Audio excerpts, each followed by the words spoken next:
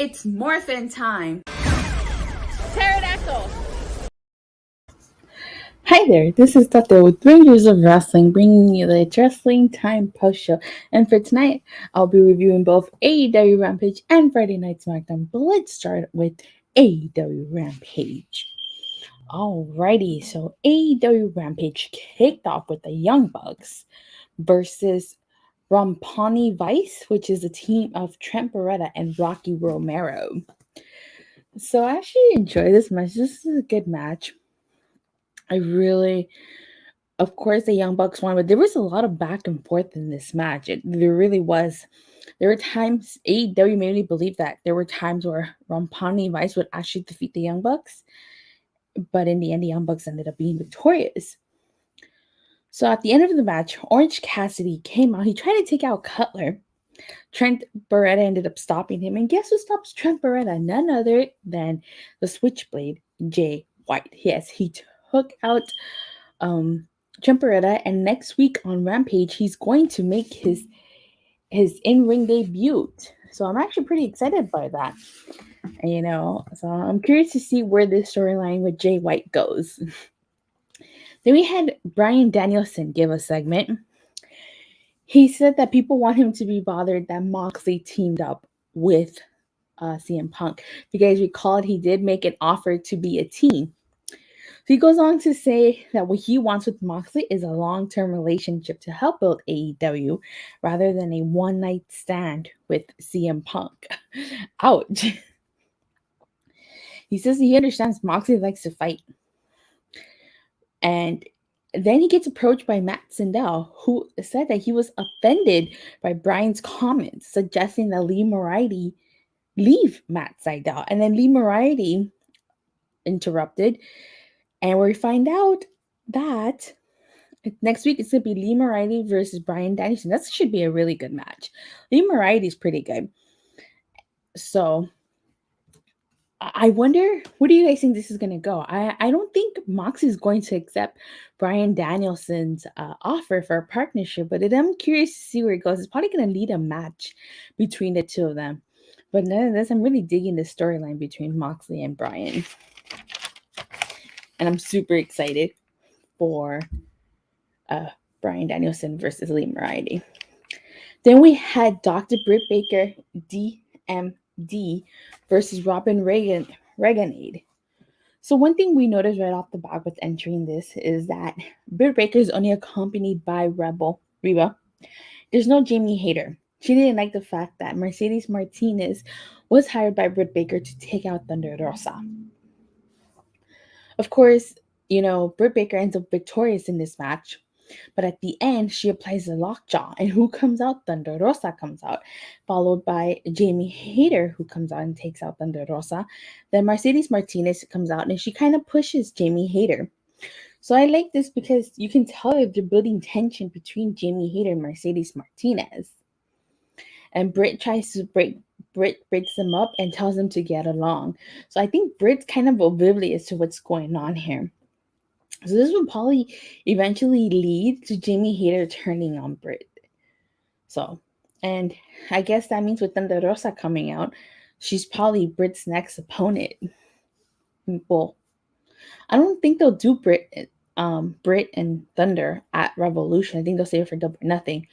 But it seems like they're already planting the seeds for that feud again. Then we had Hook versus Blake Lee. QT Marshall attempted to cause a distraction during this match, but it just wasn't enough. Hook ended up being victorious, and so far he's had 5 matches. I think with this one it's 5, or with this one it's 6, but he's still undefeated. He looks good every time. So I'm curious to see how much they're gonna keep giving Hook. I don't want to say squash matches, but I'm curious to see how much of these matches they're gonna give Hook until he's ready for at least for an opportunity at the TNT Championship. So I'm really liking what they're doing with Hook. Then in the main event is the AEW World Tag Team title match. It's Gun Club versus Jurassic Express. This is a great main event. I'll tell you one thing. There was so much back and forth. I actually really did, for a brief second, I got to give AEW props. They made me believe Gun Club was going to be victorious, especially in that spot where Colton had his feet on the rope. Christian pulled him off. Then Billy Gunn sent Christian flying into the steel steps. And then Colton hit a Jungle Boy with the title. So I really thought that was it for them. But no. Steve Callahan saying hook.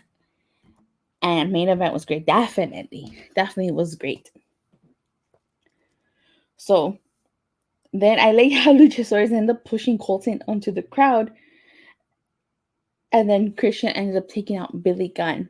So I actually honestly liked tonight's Rampage. There's not one thing that I did not like. So with that being said, I'd give it a 5 out of 5. Definitely 5 out of 5. There's really not one thing that I disliked about tonight's show. So, yeah, 5. But let me know what you guys think. AEW 6 out of 10. Why is 6 out of 10? Yeah, I'm curious to see why you think that. But I give it a perfect 5. All right. So we'll see how Smackdown holds up and we'll see what show was better. So after AEW Rampage, we got everybody's favorite show of the evening, Friday Night Smackdown. Let me just change up here. Alrighty. It was good, but not the best. That's true. I can see that. Definitely is not a strong Rampage. It was still a great Rampage, though.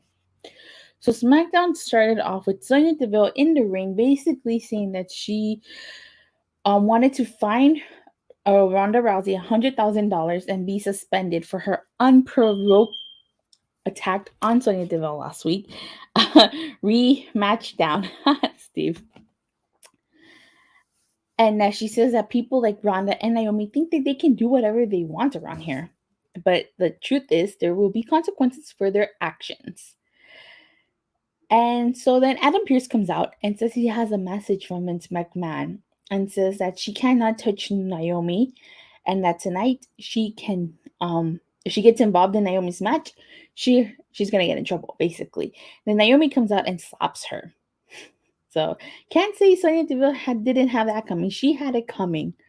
I mean, I like that, the fact that Naomi slapped her.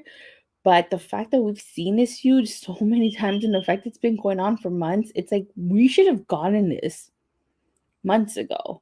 You know, now we're building to something, but I don't know what that something is. So then after this, we had Big E and Kofi Kingston versus Los Luttarios, or as they're called, Lethal Lovers. This was a great match. I didn't have a problem with this match, and I'll tell you why. Yes, I know it's a rematch from last week. I know that. But the outcome was different. If it would have been the same outcome, then I would have had a problem with it.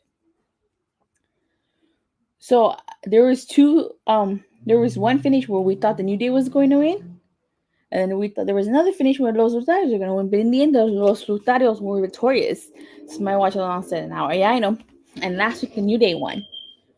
So I dug that. I know some people are not fans of 50-50 booking, but I'd take 50-50 booking over having the same match and with the same outcome week to week to week to week. Then we had a Roman Reigns interview where he said if WCW were still around, they'd be winning. He said, I think they said that Goldberg defeated Lesnar in 8.6 seconds at Survivor Series 2018.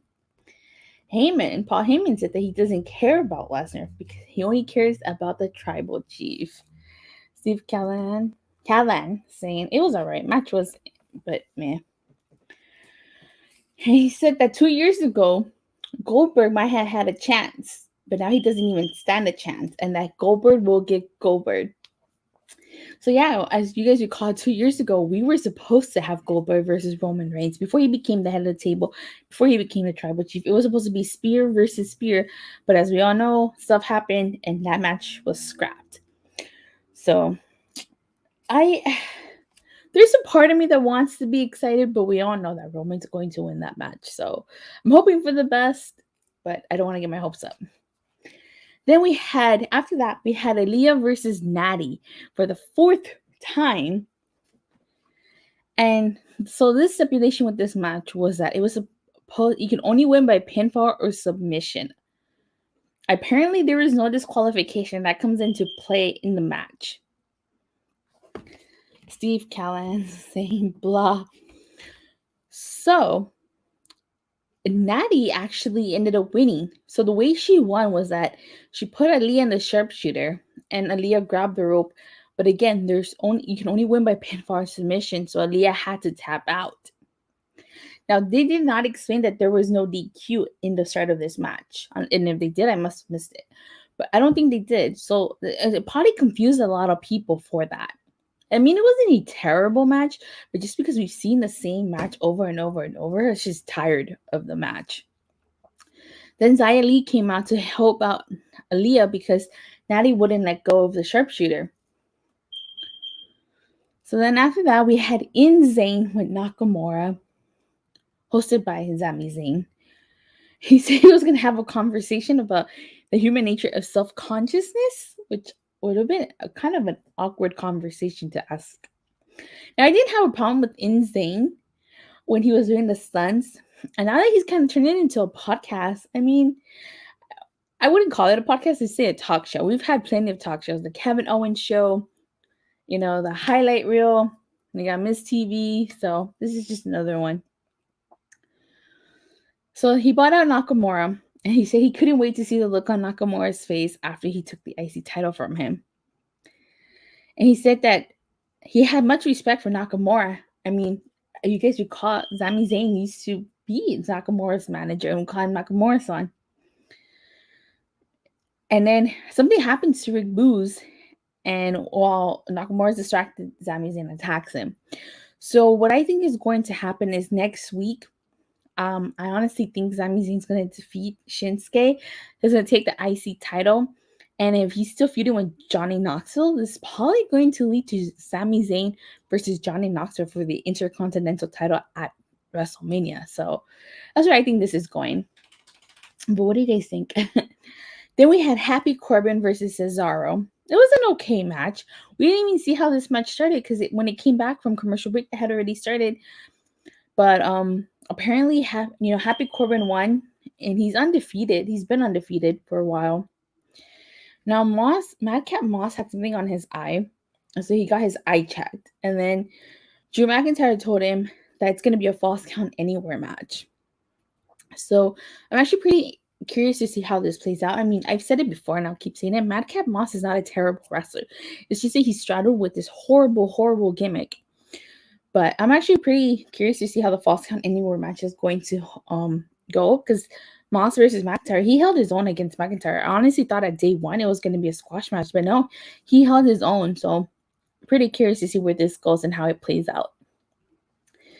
Then we had a Goldberg segment saying that he's had one. They told him that he's had one comeback too many, and he doesn't give a damn what anybody thinks. And he says this comeback is gonna stick, and that might be different for Reigns, but it's still the same for Goldberg. And that Roman Reigns will acknowledge Goldberg. Yeah, I don't think that's gonna happen anytime soon. It's kind of hard, honestly, to be excited for this match because we all know Roman Reigns is gonna be victorious. I just hope it's not terrible. I hope Goldberg can hold his own against Roman, but it'll be interesting to see how that plays out. Definitely.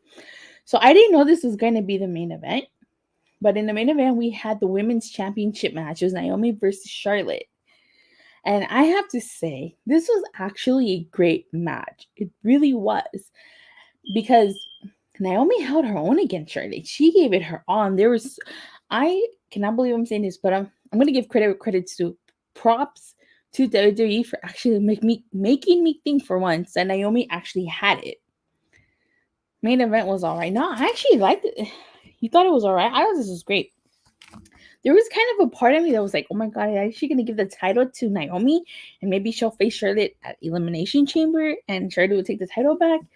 No, in the end, Charlotte ended up winning, of course, but the main event was still freaking phenomenal. It was amazing. Charlotte sent Naomi crashing into the steps. Charlotte had her leg on the rope, even though Naomi had it. Naomi at one point had hit Charlotte's back of the knee. So much happened. This was a great main event. And then there was a post-match on Naomi. Smackdown a 4 out of 10. Really? Okay. And of course, Sonya Deville came out. And then Ronda came out. So, in the words of Teddy Long, I think we're getting ourselves a tag team match now. Flair, holla. Maybe next week on SmackDown, we'll get Ronda and Naomi versus Sonya Deville and Charlotte. I mean, that's the only thing I can see happening with Sonya. If nothing happens, then it was completely pointless. But this was a great main event. Really dug it. So with that being said, overall, when you look at SmackDown, we had 2 rematches. Kofi Kingston and Big E versus Los Luttarios, and Aliyah versus Natty. SmackDown's been blahs lately. Yeah, I don't blame you there. But I did like the Kofi Kingston match. It's a different outcome, so that's okay. Natty versus Aliyah had a different outcome too. Was it okay? And then we had Corbin versus Cesaro was okay too. So I like the main event, but because of the rematches, I mean, I thought this week's SmackDown wasn't as bad as last week's. And so with all that being said, I'm going to give SmackDown, I would say, a 4. Yeah, I give SmackDown a 4. I didn't think it was bad, but if we didn't have those 2 rematches, I probably would have given it even at 4.5. Just, the 0.5 because of Corbin versus Cesaro, but I had to give it a 4. It wasn't a bad show, and that main event was great. I personally thought so. What the better show was? Probably Rampage. Actually, yeah, probably Rampage. But I think both shows were equally decent. But I'm just gonna give it to Rampage just because I liked everything about Rampage, and I didn't really like the fact that we got 2 rematches, even though we had 2 different outcomes still. All right, well, that being said, thank you guys all so much for watching. Thank you guys all for your continuous support. It means the world to me. And please don't forget to like and subscribe. And I'll see you guys next time. Bye.